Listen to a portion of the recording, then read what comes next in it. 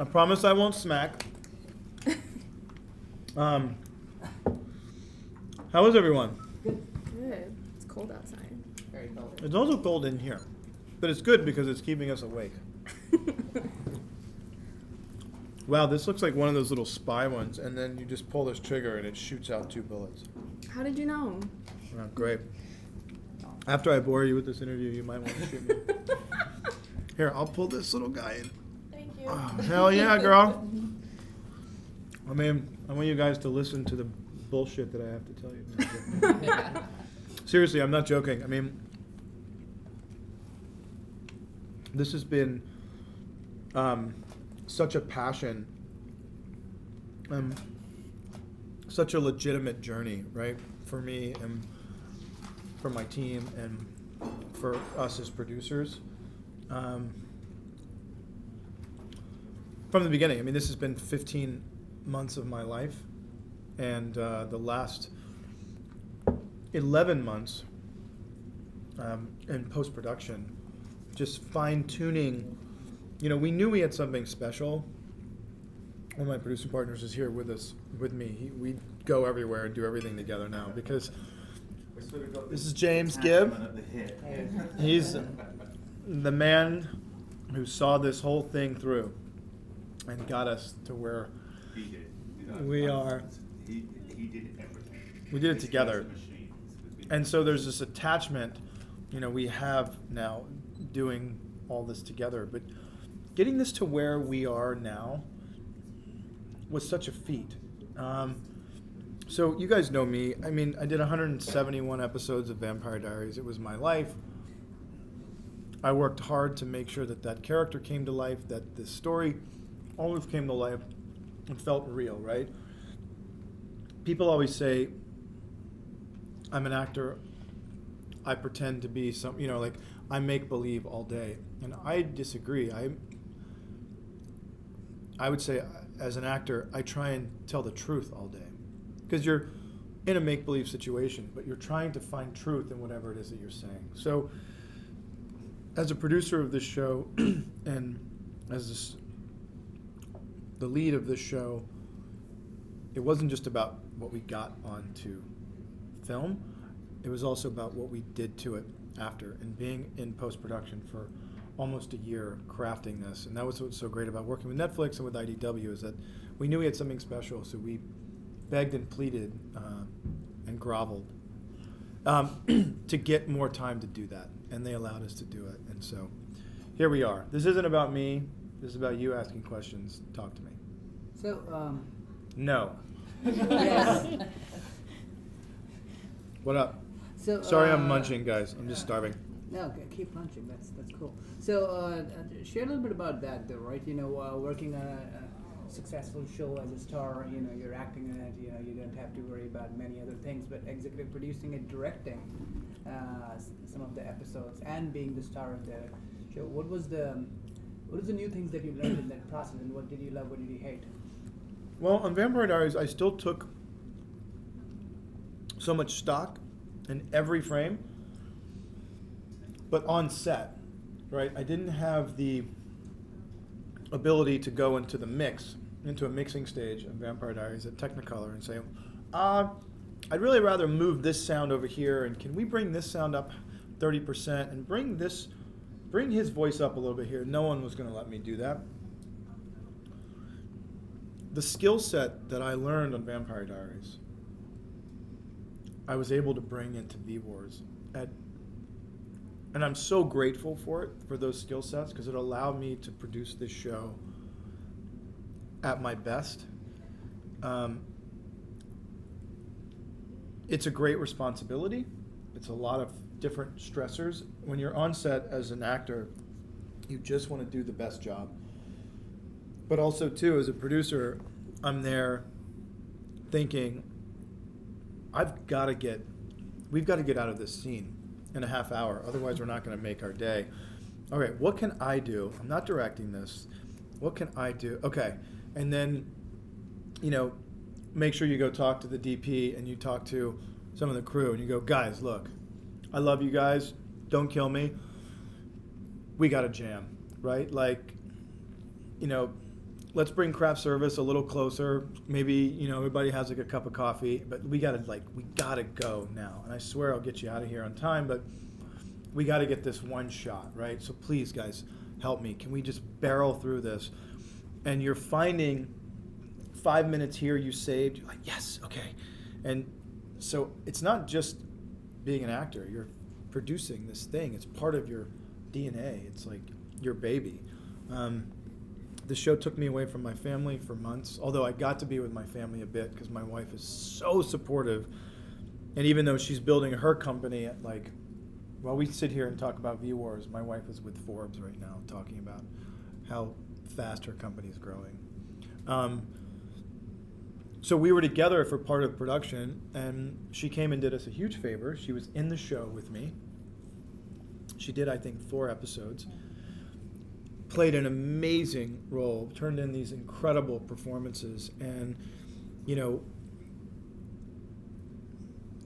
was with our baby, played this amazing character, gave these beautiful, nuanced, incredible, powerful performances, and then went back to run her company.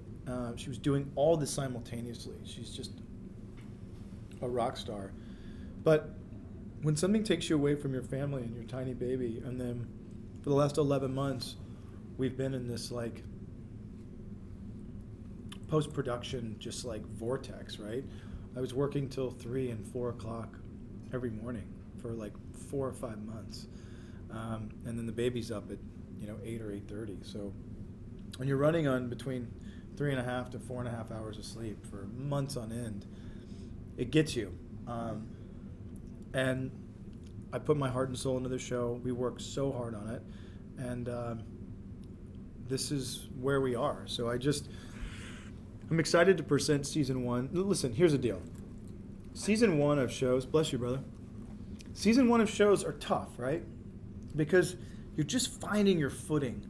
And you're finding characters. You're also finding the look.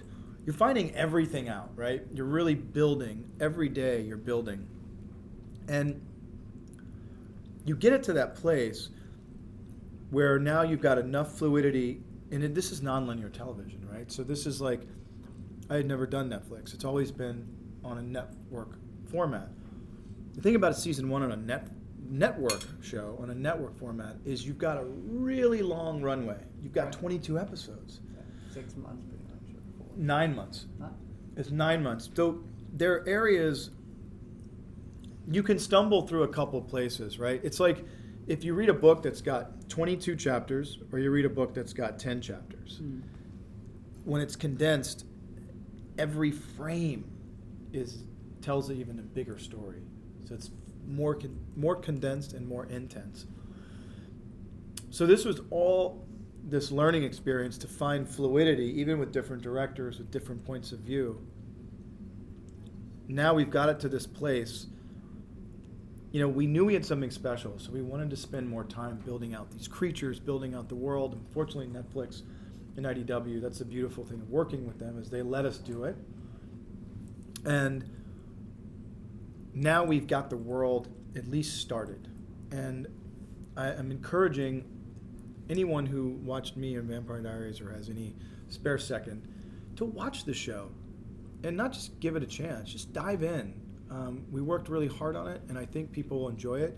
But it sets up the world going forward. And getting into season 2 and subsequent seasons, really get to expand the world and blow it out of the water and create these really unique, socially relevant, controversial juxtapositions.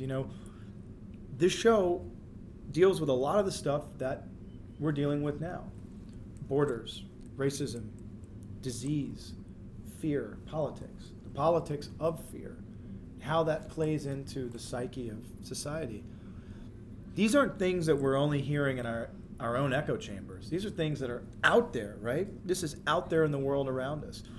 The climate issue we have, which is where this disease came from. As this ice melts, it's exposing things that have been safely trapped in this ice for millennia, possibly hundreds of millennia. As it's being exposed, it it has the potential to wreak havoc on our society. And that's not just happening in our show.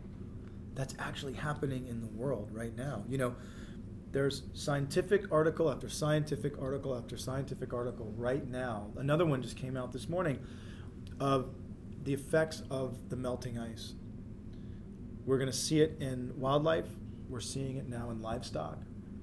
And these pathogens, if they hit, it's like Luther Swann says this in the show. He said, you know, an ancient form of Ebola, uncovered, you know, exposed from melting ice, could wreak havoc and create an epidemic so big that it makes the bubonic plague look like a chickenpox party.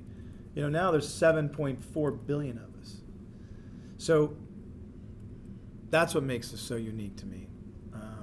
And it's very grounded and science-based, but man, the diversity aspect of it, once I get to blow this out of the water, it's global, right?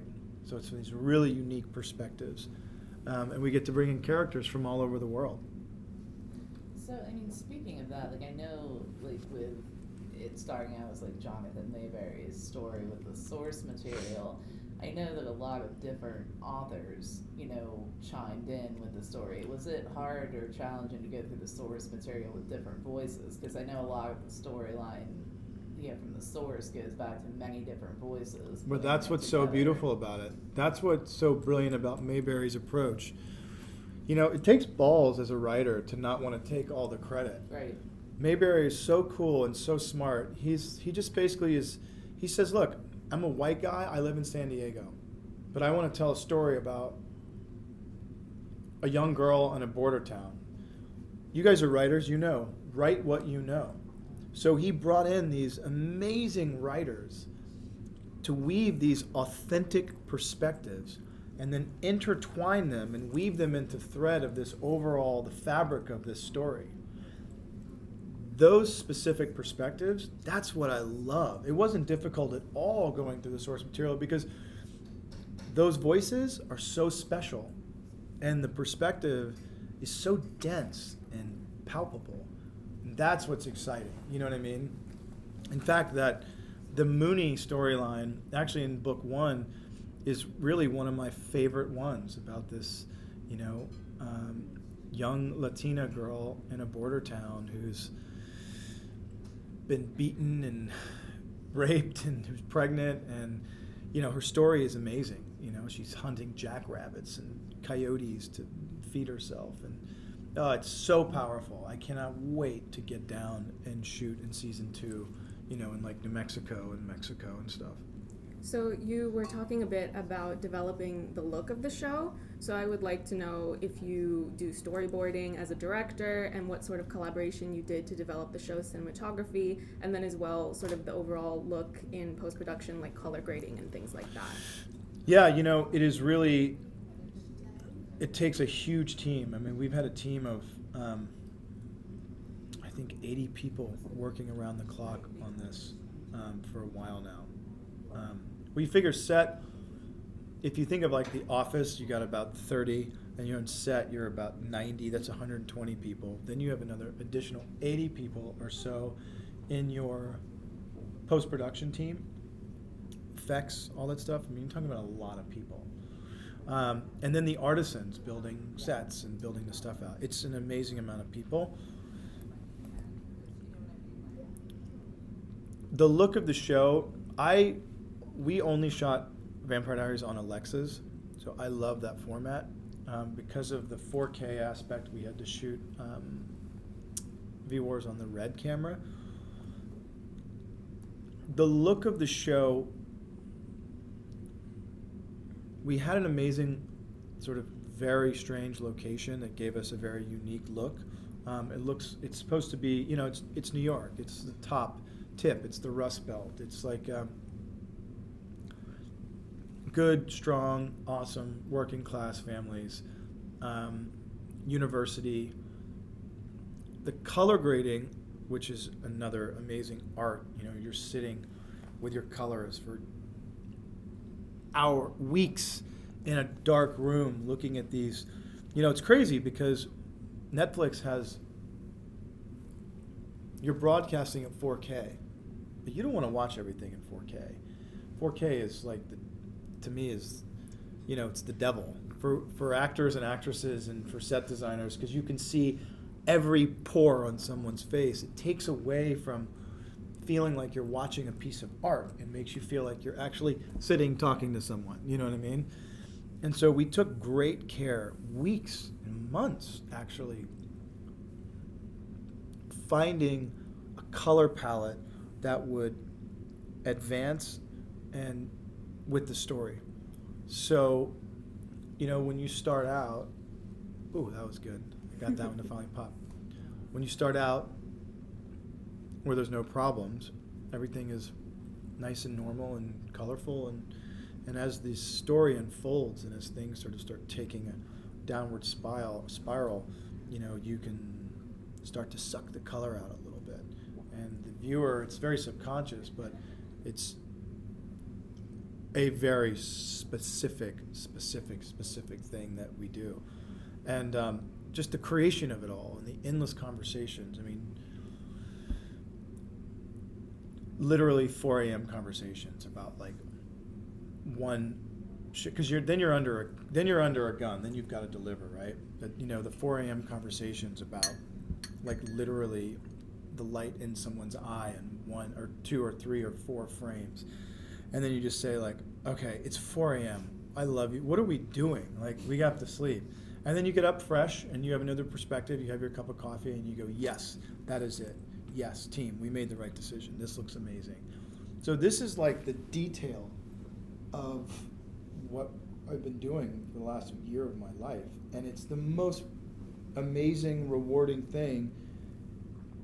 Even if you guys hate the show, for me to just sit here and actually talk about it being a delivered television show that's going to be on the air in 3 weeks is like a vacation. You guys are like a vacation for me right now. How much preparation went into preparing for all these new things, like looking at the different colors, or was there a lot of learning on the job? We did this pretty fast, and there was a lot of learning on the job. That's kind of the whole point. You're learning, you find really unique and amazing things on the day, but one of the unique parts, whether it's acting or producing or directing, it's all about preparation. Preparation. Because at the end of the day, if you're prepared, you're now open to new things that are maybe great, new things that are maybe not so great. And you can deal with them all in a level, constructive, and efficient manner. You know what I mean? So you go through great lengths to prepare. And that work ethic, I really sort of honed in on Vampire Diaries because it was so important for me to play that role to the best of my ability. So I would get the new scripts, I would read through the scripts, then I would literally wrap on Saturday mornings at like 5 in the morning, get on a plane, fly to LA,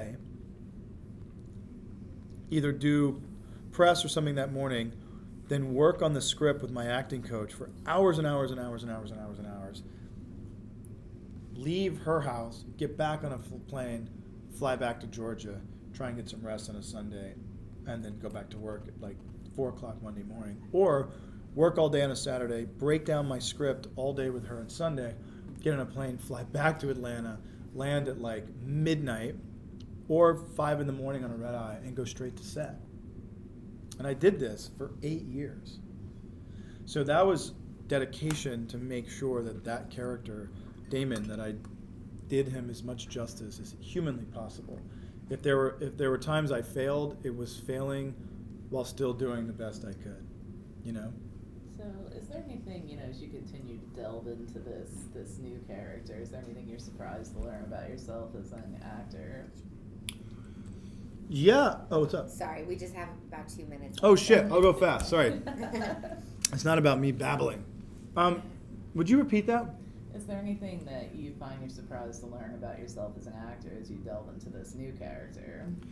Yeah, and that is the plight of the parent. You know, I'd never played anything. I just became a parent. Well, now she's 2 years old, a little over 2 years old. But when we first started shooting the show, she was 9 months old. She's a tiny little baby. And so as a parent, your sole job in life at this point is to stay alive to protect that kid. That's it. So that energy, you bring it into every scene with you. It's always there. And I learned, you know, there is nothing that can take that away from a parent. And that through line is the most organic, natural, unimpeachable emotion. It's not even an emotion. It's like part of your DNA, you know? Another thing I learned was that on a set, when you're trying to act, you also have to trust the process and the team around you, because it's my job to get it on camera the best of my ability. Again, if there are times and scenes where I fail, it's failure at me trying to do my best. You know what I mean? So I accept it. And you learn more from your failures than you do from your successes. You're like, oh man, that performance didn't work as well as I wanted it to because of X, Y, and Z. I'm not going to let that happen again. Or, you know, but that didn't, it rarely happened on V-Wars. I was learning every second, but also so open and nimble because I would make sure that I was prepared. Because I didn't ever want to step on a set where, as an executive producer or a director or as a lead actor, someone comes up to me and they say, hey, I really don't understand this scene or this setup, or why are we doing this? There's not a second that I want to have to say, hey guys, can someone explain this? I mean, it's my job to know every aspect. And It's like being a father. It's like, yeah, kind of, right? Well, this show is our baby. This has been 15 months of my life. It's taken me away from my amazing family, my supportive and amazing family. Couldn't have done this without my wife being so supportive, while building her own giant company and breastfeeding and feeding our baby. But you know, I did this to the best of my ability, and you know, working so hard that so much so that's like put me in the emergency room for a second. You know what I mean? And for me, I think hell, it makes a great story. I won't do that again because now I know my limits. And you learn again from your failures more than your successes. So c'est la vie, as they say, but I say, what an amazing journey. And I'm excited to share it with you guys because this is the first season of what I think, what I hope is something that resonates with you guys. That's a hit show. Fortunately for me, even my first show is a show called Young Americans, which was this WB show it only went a season, but it still created a lot of chatter and launched a lot of careers. But Lost and Vampire Diaries were these sort of tentpole water cooler shows, right? And I don't have any plans to not build water cooler shows, ones that make you think, ones that make you talk. And we just set up the world enough in season 1 to give you a taste of what we can expand this world to be, and the journey that Luther Swann is going to go down, and the world that's going to be created. So with viewership, that will give us season 2, so I can, create these really sexy, dangerous, unique, and quite controversial storylines that I think will be hard-hitting and still not even diving into, but also addressing and getting into your skin and under your fingernails of those big current things that we're dealing with, which are our borders, racism everyone is experiencing, disease that we're all battling and fighting,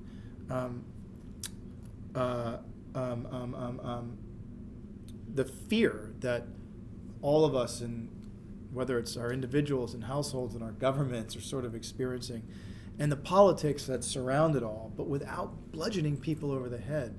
It's not like I'm giving you my perspective. It's actually what's happening in the world. So I think that once we start seeing, and also too, I can't wait to, I know they have to go, but I also can't wait to sit in a room with an amazing, diverse group of men and women, writers, and really like whiteboard out what are the big things that make society, that prop society up, right? If you think about how fragile our economies and our systems are, right? So what happens, it's a 1 in 4 infection rate, right? So if you get exposed to this prion, there's a 1 in 4 chance that you will turn. Well, there's 7.5 billion of us. What do you think a quarter of that is? What happens when there are so many bloods that a new mortgage crisis happens because people are sick? It's like cancer, but worse. They're not paying their mortgages. What happens when telecommunications companies can't function or utility companies can't function because people aren't paying their bills? What happens in this giant Jenga game when wrong pieces are pulled out?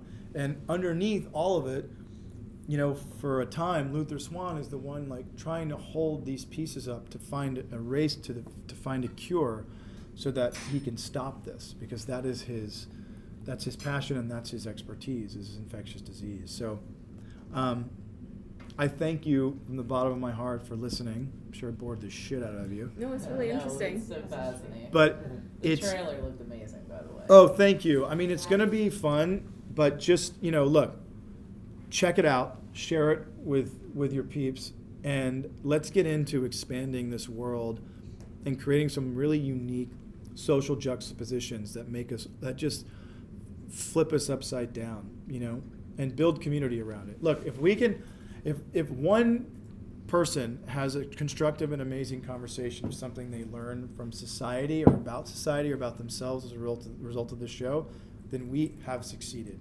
Hopefully that's on a much bigger scale, but I'll just take one. Thank you guys. Thank you. Brother, thank you. Thank you all. Stay warm out in that. It feels like Miami out there. Thank you, brother. Thank you for the constructive and awesome questions and just being badass. Please make me sound good. Oh, you. You made it easy. You can talk.